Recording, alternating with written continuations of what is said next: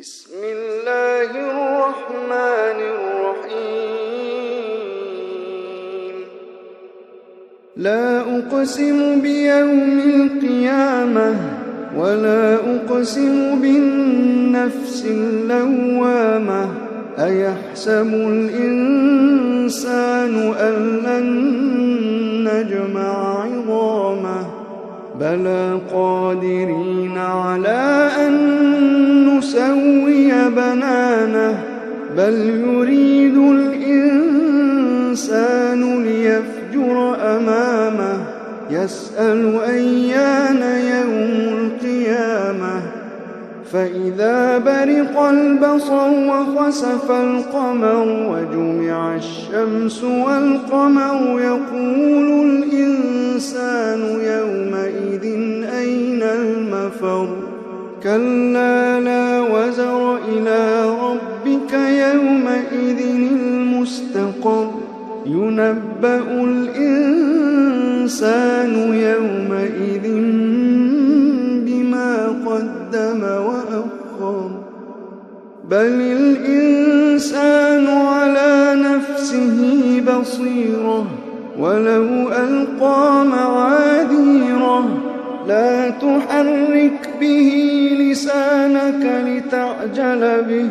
لا تحرك به لسانك لتعجل به إن علينا جمعه وقرآنه فإذا قرأناه فاتبع قرآنه ثم إن علينا بيانه كلا بل تحبون العاجلة وتذرون الآخرة وجوه يومئذ ناظرة إلى ربها ناظرة ووجوه يومئذ باسرة تظن أن يفعل بها فاقرة كلا إذا بلغت التراقي وقيل من راق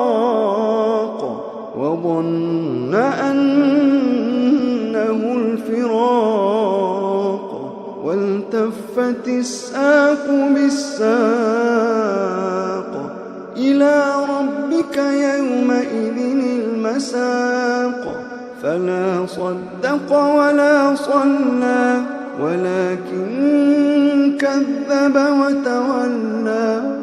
ثم ذهب إلى أهله يتمطى أولى لك فأولى ثم أولى لك فأولى أيحسب الإنسان أن يترك سدى ألم يك نطفة من مني يمنى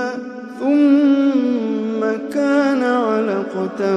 فخلق فسوى فجعل منه الزوجين الذكر والأنثى أليس ذلك بقادر على أن